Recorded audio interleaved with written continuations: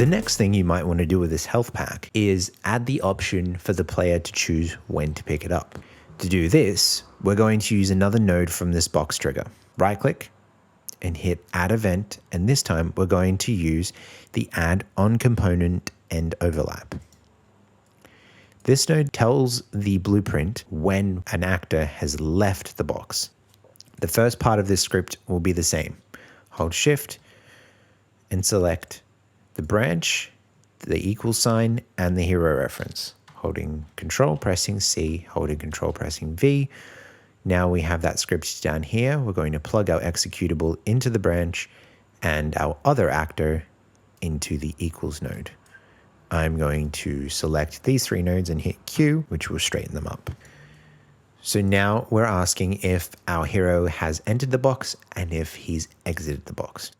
And we don't need to cast individually for each of these separate ones because we already have a reference to who that hero is, thanks to our resource base. So now we're going to separate this script up here by holding Alt and clicking on the end of that branch. We're going to grab these nodes and move them over because we are going to add another piece of script here. This will start to introduce us to another blueprint class that we haven't talked about yet. That is the player controller. Think of the player controller as the opposite to an AI controller. An enemy character would be controlled by an AI controller, which would have all the brains to tell that enemy how to act in an enemy-like fashion. A player controller enables us to control other blueprints based on what that controller has possessed.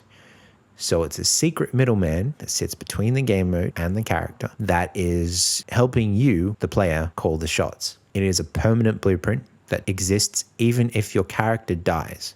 So we're going to use our player controller. We haven't created a custom one yet, but we don't need to for this particular blueprint script. All we need to do is right click and type in get player controller. With this handy node, we can now tell this blueprint when we have gotten close enough to it to enable us to control it or to do something with this script. Drag off the player controller node and type in enable input. The first thing you might not notice is that the node is actually plugged into the wrong connector here. Our target should be this actor right here. That's the actor we want to enable input for. And our player controller should be connected to our player controller. So hold Alt and click on that. Or if you wanted to, you could also hold Control and move the node itself, which I'll show you when we come to the next bit, which might be quite obvious. We're going to copy over our player controller. And we're going to drag off it again and type in disable input. Holding Control and clicking on that node and dragging it down to the next will give you the same result. So when we enter the box, we enable input to our player controller so we can do something with this box directly from the player character. And when we exit it, we disable that control. If we left the player controller plugged into target, or they were plugged into both, we would actually be enabling and disabling our player controller, meaning once we left that box, we are dead in the water and we cannot control anything. Now, what happens once we have control? Well, those inputs that we created earlier on, they're going to come in very handy because we can use one of them right now. Right click here and type in action reload. And there we go. We have our action event. Every time we hit this button, and we aren't anywhere near this box, the script will do nothing. But if we have input enabled on this box or on this resource, then every time we hit this button, this script will fire instead of our own script inside the player character. And it's as simple as that. Now, when I hit E and I'm in the box trigger, this script will fire, checking that my health is below. So let's compile and save and test that out. I'm going to walk up to the box now. My health is at 100. I'm going to press E and it's not going to do anything But now if I stand back and even if I just lose 5 of my health and I walk back up and I press E, now I've picked up the box and my health is back to 100. Awesome. The next thing I want to do is customize how much health we get once we walk up to that health pack. Most health packs don't give you your full health immediately.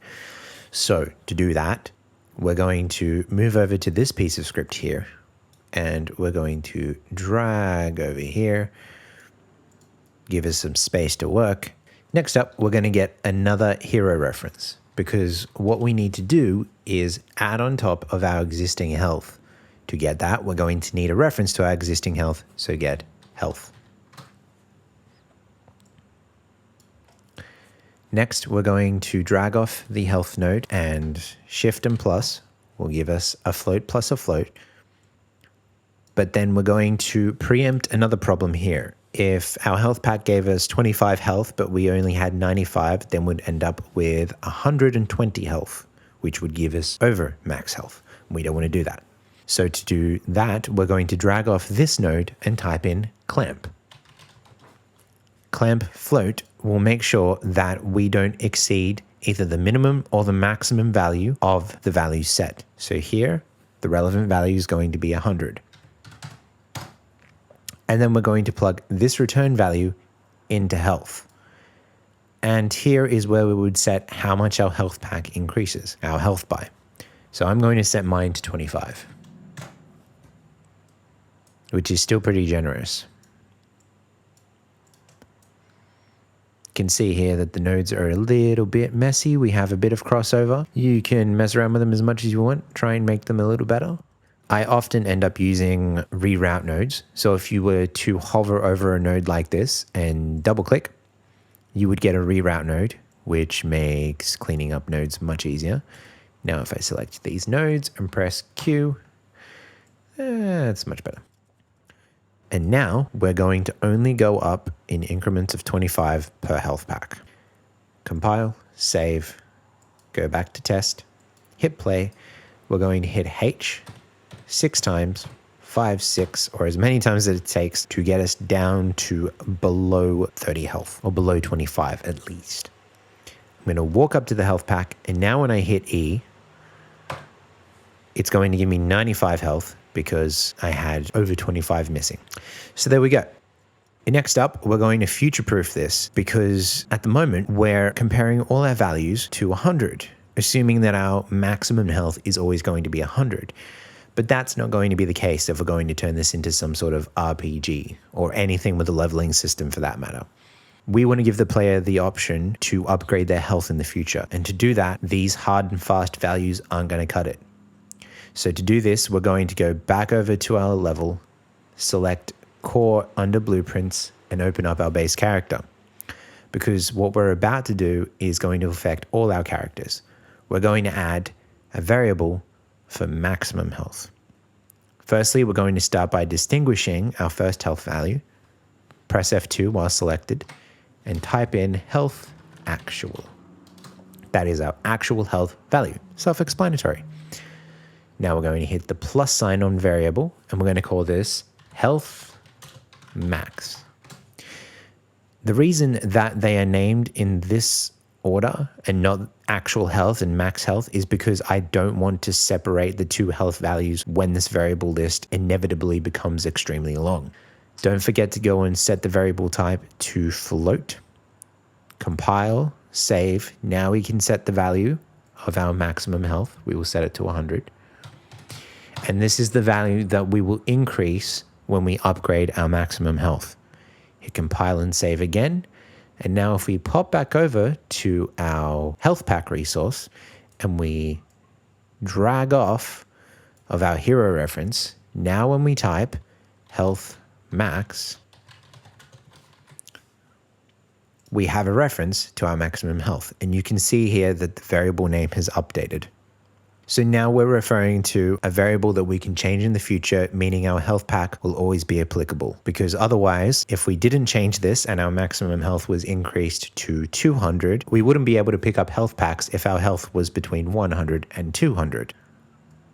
We're going to do the same here for our clamp. Type in health max. and plug that in right there. And then I'm going to select these nodes here, and I'm going to press Q to straighten them up. I'm going to back some of them off. If you're anything like me, you spend way too much time cleaning up your nodes. Hitting Q again. We have a little bit of overlap here, but that's not too bad. And you can see now why it's so important for us to have that hero reference. Because if we didn't have it, then we would have one cast node plug into everything here. And it becomes a huge spaghetti mess, which you only have to look at the subreddit and see what some other people post for their spaghetti fests, and you see it gets pretty crazy. Going to straighten these up, and then we're going to run just another test because we should always be testing to make sure that everything we do is working. If we do a whole bunch of stuff and then we jump straight into the level, then when we see problems, we won't know what's wrong. And before we hit play, we need to remember to hit save all down here, because remember that we added the variable to our base character and our hero character has updated but hasn't saved. So hitting save all will save us from running into an error where our hero character doesn't have his max health value set up correctly. Now we hit play and walk up to the health pack. If we press E next to it, we can't do anything. If we step away and press H, and now we can pick up our health, and it only sets to 100.